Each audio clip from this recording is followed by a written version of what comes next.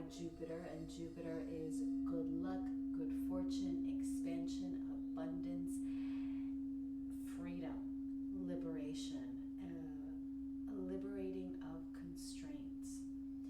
And if you know any Sages, you know that they have a hard time sitting still. There is the tendency to think that the grass is always greener. So they're always in pursuit of something else. They tend to get bored easily. And they love to travel. And they love to seek wisdom. A little bit of the downfall of a Sagittarius is their ego. They tend to think, or they can think in the shadow, that because they have chosen the path of seeking wisdom, that the wisdom that they have accessed is the only wisdom that matters. It's the only wisdom that is beneficial, and so they may tend to impose their will and their knowledge on other people. So, but we're not going in there. We're not going into that shadow aspect of Sag. This full moons are a time of illumination. They are a time of fruition, of completion, the moon is associated with the feminine, with the emotions, with the divine feminine. It rules the sign of Cancer. But in the Aramaic spirituality, in the mysticism that was practiced by Yeshua and Mary Magdalene and those of their lineage, the moon symbolized, it represented, how do I say this, the soul incarnated in the body. So that is what the moon represented to us, with those of us who are following this tradition, this lineage, this wisdom teaching that has passed down through the generations.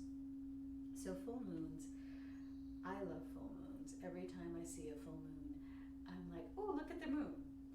Almost as if I've never seen a full moon before, which is kind of, I guess you might say it's silly, because I've been following the full moons and honoring the cycles for years and years and years. So it is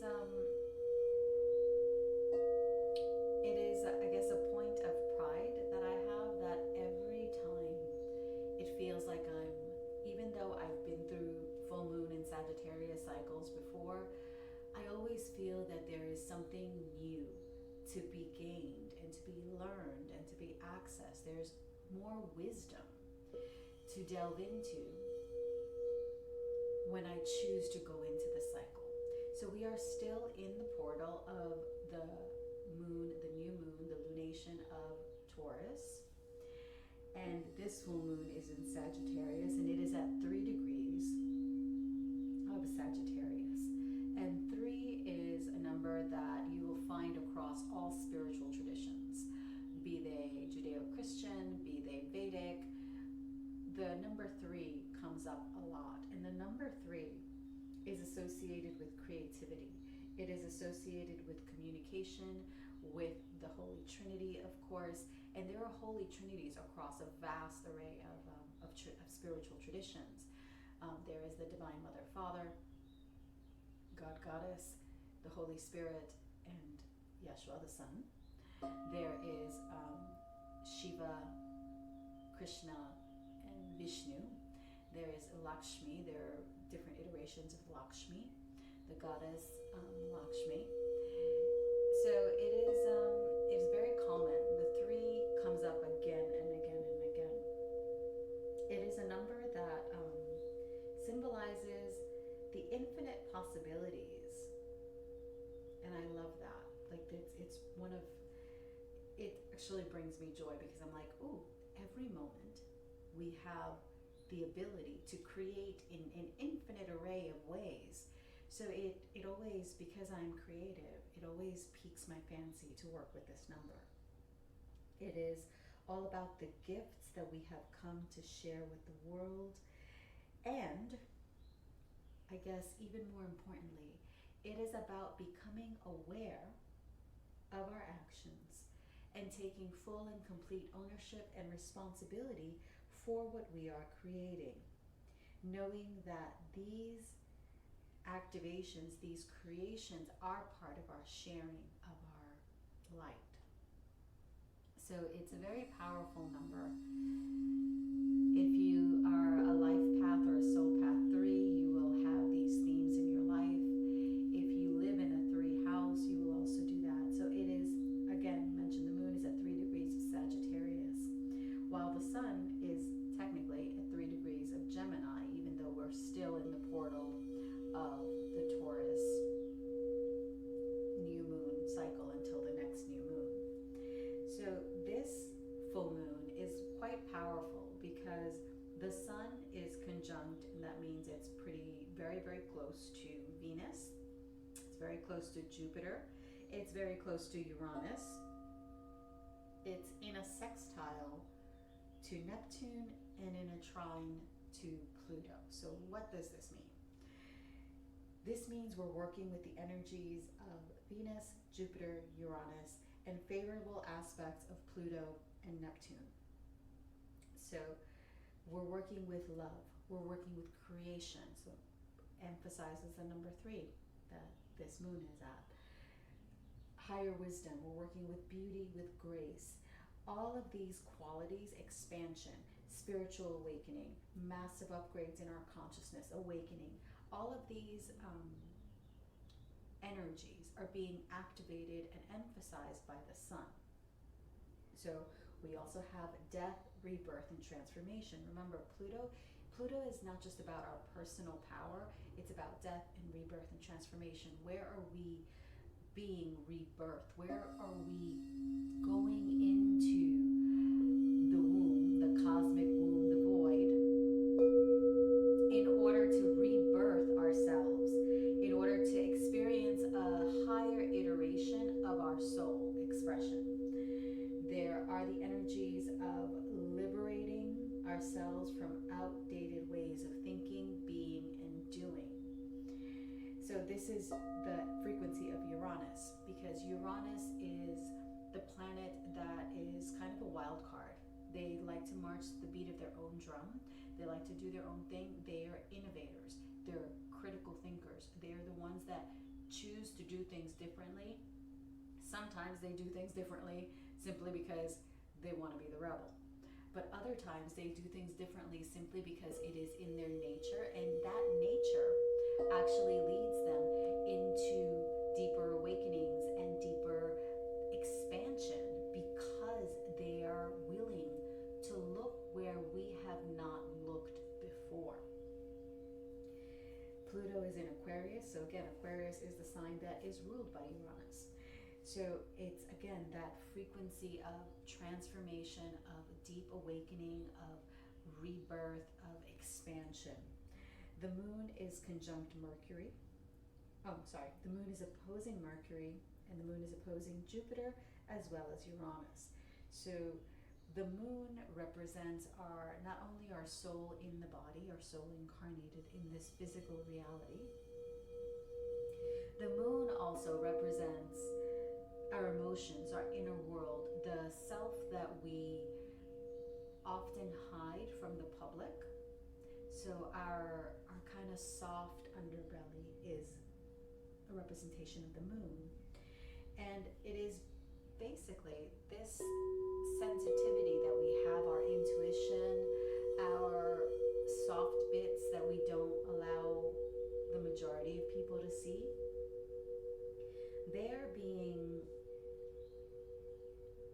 The sun is shedding light on them, while at the same time there's a questioning. There is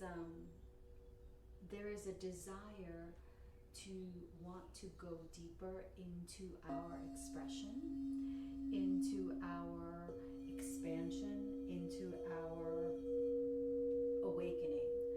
But there's also that trepidation, that bit of fear, because it's kind of like being outed.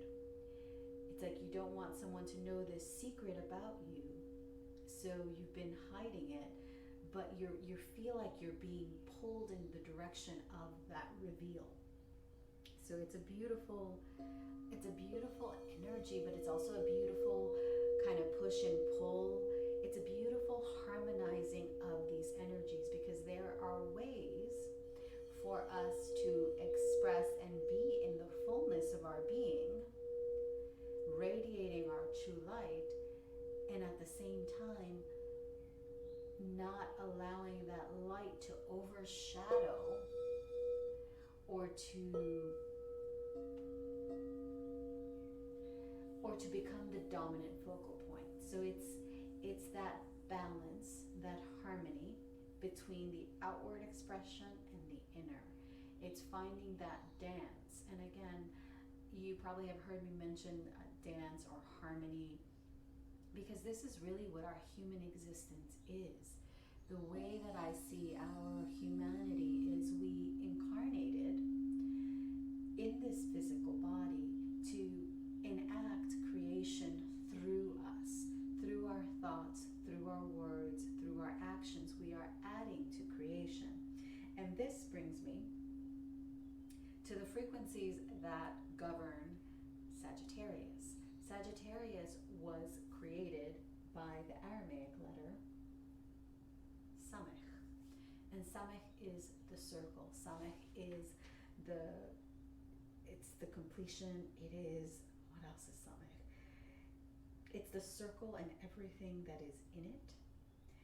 And it's all about surrendering the ego. And that's something that has been coming up quite a lot in my work recently.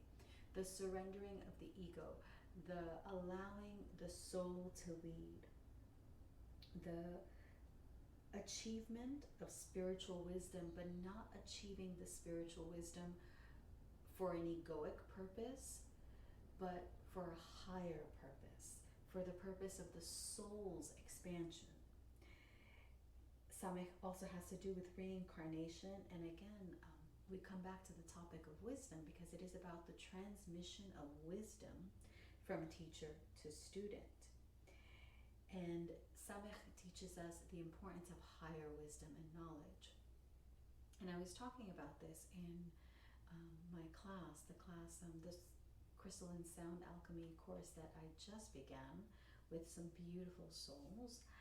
And I was talking about how wisdom is really what we should be seeking, because many of us, and myself included, I have higher degrees, and the emphasis from my academic training has always been the mind, how much intellect can I cultivate. And what we have seen time and time again is that it doesn't matter how much intellect we cultivate if we don't have wisdom. Because it is wisdom that will allow us to harness knowledge and intellect in a way that aligns us with the highest good, in a way that creates value and creates harmony, as opposed to creating destruction, pain, loss, and suffering. So we can see how important wisdom is. And wisdom, Lady Wisdom, the Shekhinah, the Chokhmah, doesn't come to us when we are so full of ourselves, so full of ego, so inebriated by our intellect and our own greatness or sense of greatness, that we forget that we are mirrors of the divine, that our light isn't ours, that our life, technically, it really isn't ours, because we are one with the divine. The divine is us. We are a spark of the divine having this human experience in order to experience and expand. At the end of the day, when we die, all returns to the all. Energy, life, cannot be destroyed. It can only be transformed from one form into another. So either we are in an active state, i.e. what we call living, or we are in a latent state, which is what we perceive as death. But death is only the beginning. Death is the transition into another existence, another realm, another way of being, another way of expressing the soul. So Sagittarius, as you can tell with me going into these philosophical discussions, Sagittarius is deep, because that quest for knowledge, that hunger for knowledge, can keep us seeking and receiving the wisdom, so long as we don't get inebriated by our own greatness. Oh, look how much I know. Look how I'm holding court here and everyone is listening to me. No. The moment we fall prey to that mentality of, hey, look at me, I want to be noticed, I want to be recognized, I want to be seen, look how smart I am. That moment, we are creating separation. And when we create separation, we are separating ourselves not only from one another, but we are separating ourselves from the divine. We are separating ourselves from our own infinite oneness, our own infinity. So this is something that during this full moon, I would love for us to explore, because there's a lot of healing energy. There's a lot of awakening. But anything that is done, remember, intention is everything. So anything that is done for the sake of the ego, for self-aggrandizement, for here, look how wonderful I am, look how smart, look how beautiful, look how whatever. At the end of the day, that just proves to the universe that we are a child and we still cannot be trusted to be in the fullness of our power and our spiritual sovereignty. And this is where Saturn comes in, because Saturn is an interesting planet that gets a bad rap. So Saturn is in a sextile, which is it's a beneficial aspect, but it's not as powerful as a trine with Uranus. So Uranus is all about awakening, innovation, expansion of spiritual awakening, rising of the Kundalini energy, channeling our sexual energy. Saturn is in a favorable aspect to Uranus. So Saturn is the planet of restriction. Saturn is the taskmaster. Saturn is the stern father figure, even though it's a feminine planet. It's the stern father figure that basically is keeping us, holding us to task and keeping us accountable for what we decided to do. So we decided to incarnate and fulfill certain agreements. That is part of our soul expansion, our soul contract. If we're not doing this, Saturn can get really testy and will constrain us, because we're like children and we cannot be trusted with the fullness of our power. However, Saturn is also a planet of abundance and bestows gifts and blessings on us if we are proving our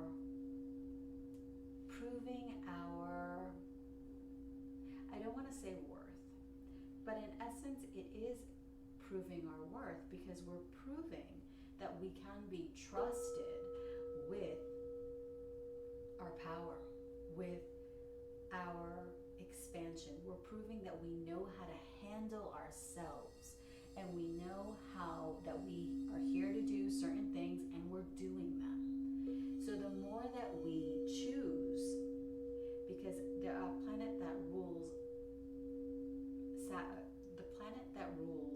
Sagittarius is Jupiter, and Jupiter was created by the letter Gimel, and Gimel is all about giving gifts and rewards, and also giving punishment.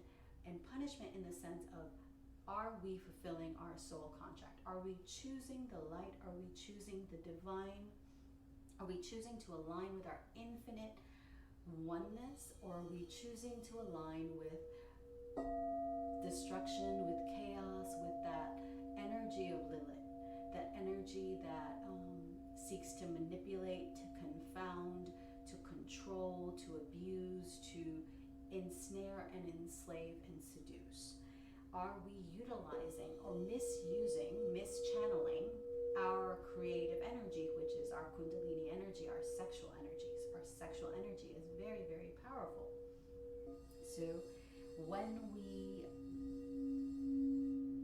show ourselves to be mature enough to no longer be children just running amok with our sexual energy, and we show ourselves to know, to exercise wisdom and discernment, and to know when it is that we need to channel that energy for the highest good, when we get to enjoy that energy with our beloved, when we can prove that we can handle our power, then Saturn gives us blessings and continues to support us in the achievement and expansion of our goals and of our soul essence, in the embodiment of our soul essence and the expansion of our mission.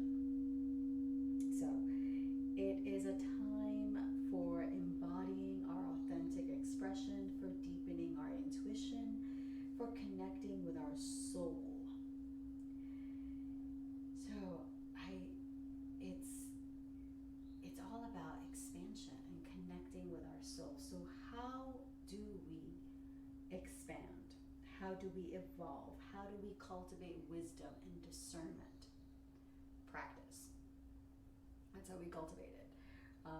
We study, we pray, we meditate, we do sound healings, we take on challenges that will expand our soul, that will teach us greater ways of being. And we also allow ourselves to, how do I say this? We allow ourselves to feel our triggers. We don't shy away from that which scares us, from that which triggers us, and we refrain from reacting to things that we don't necessarily agree with. And it's not that we don't allow ourselves to feel or to experience those triggers, because we do. We don't do spiritual bypassing. That's nonsense. And that does not get us where we need to be. It doesn't help us. It doesn't help our soul evolve. It's not always rainbows and butterflies and unicorns. Sometimes it's hard work. Sometimes it's tears. Sometimes it's picking yourself up and deciding to continue. Taking a break and deciding, and even amidst whatever is challenging in your life, continuing to forge ahead. This is, we allow ourselves to feel, and we allow ourselves to align with the higher wisdom. So a lot of the work of the ascended masters, of Yeshua, Mary Magdalene, Mother Mary, of Gautama Buddha, of Kuan Yin, they were always about the mission. They were always about the purification, about the expansion, and about ascension. And they taught the way of love. They taught the way of harmony, of alignment, of coming back to our heart, aligning with our infinite light, knowing that we are infinite. And from there, taking the steps that we need to take to master our frequency, to master our energy, and to birth into the physical realms that which we are calling in. And when it comes to manifestation, because Sagittarius can be a very, very lucky sign, it's a very fortuitous energy. And manifestation is a topic that a lot of people talk about, but they don't quite understand the nuance of what it is to manifest. Manifestation is about understanding the universal laws that govern life. So there are universal laws that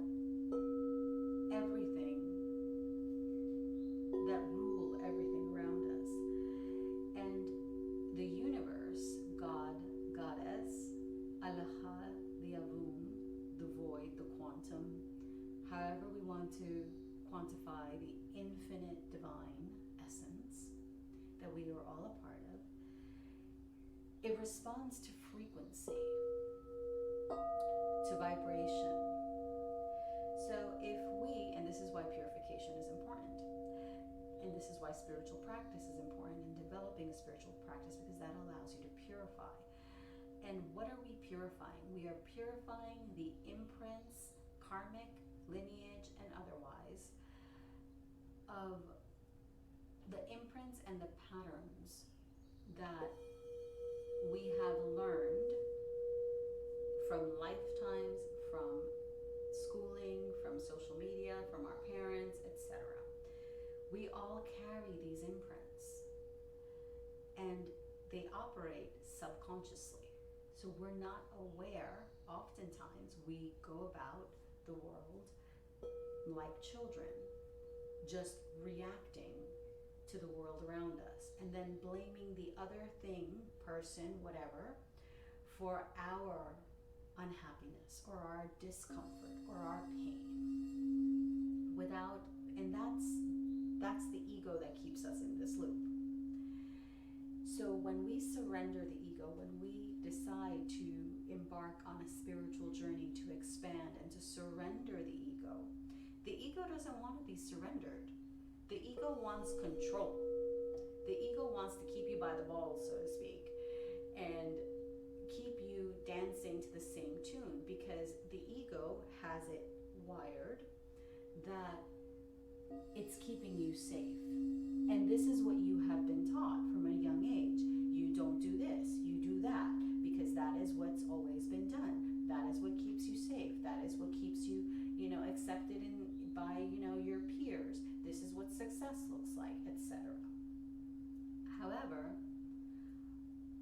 all of those are patterns and programs and limiting beliefs and subconscious fluff that isn't representative of our true essence. They are identities that we have taken on, that we feel we are married to. It's kind of like if we are sick and we're always saying, oh, I'm sick. Oh, oh, this hurts. Oh, today the pain is worse. What we are doing completely unconsciously is we are cementing in our physical reality that we are in pain, that we are sick, that we are unwell, that we, etc. We are cementing into our physical reality with our words, with our vibration. Oh, it runs in my family, so therefore of course it's happening to me. Again, we are cementing and telling our genes, yes, express this way, express illness, because this is the way it's always been. Every woman in my family gets this. Every man gets that. Every, third generation, this happens. Again, we're perpetuating and creating an effect. Now, when we become aware and we decide to choose differently, that is when the work begins. Because we can't just decide we're going to choose differently if all our training and every muscle and fiber in our being and every neuron in our brain and every synapse fires a certain way. We have to reconfigure the brain. We have to reconfigure our words, reconfigure the way that we interact, become aware of, oh, the people I hang around with, they all say the same story. So they reinforce my belief that life is like this, life is hard. But if we put ourselves in a different environment, one that is healthier, one where there is more nourishing, where there is more love, where there is more nurturing, where there is more support, then our soul evolves leaps and bounds, and we learn how to hold a different frequency. We learn how to be in sympathy with a resonance that is different than the one that we were raised with, than the one that we have held for years. And that is how we manifest. We manifest by becoming acutely aware of our own stuff. All of those programs, all of those patterns, the patterns in our family, in our lineage, in our ethnic background, in our society, in our country, all of it. We become aware of it. We take responsibility for our part in it because we chose to interact and play that game. And then we choose differently. And we continue to choose differently, if different is what you want, of course, because we have free will. And we continue to choose differently until we cement that new frequency as our baseline. Et voila, we transform our karma. And this can be done. There are many spiritual traditions, and some people believe that you can only do this by chanting one particular mantra. Other people think that it's lifetimes. I don't think it's either of those. I think that whatever feels like a spiritual practice to you, whatever feels good to your soul and calls to your soul, that's what you need to be doing. And there is no one that can tell you this is what you should be doing, because we're not you. We're not here to tell anyone outside of us how we should be behaving. Well, maybe our children, but even then, we gotta let the little ones explore to some degree who they are. I say to some degree because I don't believe that we should allow children to hurt themselves, or we should hurt children, because we are not there. My perspective on children is that we are their guardians and their caretakers. We don't own them. They're not ours, even if we give birth to them. I know, especially me being a Cancerian, there is that tendency in me to think, oh, this is mine. But they're not mine. They're not mine. They were birthed through me. They chose me to be their mom on this physical realm. But they're not extensions of me. They're not extensions of me, and they're not mine in that possessive sense. They're mine to support and to nurture and to take care of. Same thing with if you have fur babies. If you have huskies, I have huskies, or dogs, or cats, or birds, whatever, or Highland baby cows, which are absolutely adorable, or wolves. Oh, when I get my finca, wolf dogs, love wolf dogs. Every being, animal, human, otherwise, has their own expression, their own soul contract. And if you are blessed enough to have one in your life, you are their guardian. You don't own them. I don't own my huskies. I think probably they own me. But we don't own them. We care for them. We nurture them. We support them. And that is something that we should cultivate in ourselves. That feeling of the trees around us in our neighborhood. We are their guardians, their custodians. The land. We are safeguarding this land. Whenever we go different places, and I adore traveling, and I don't know how, I don't think I have Sagittarius prominent in my natal chart, but I adore traveling. I'm called to amazing places, and it is one of my passions to explore and to live in different cultures.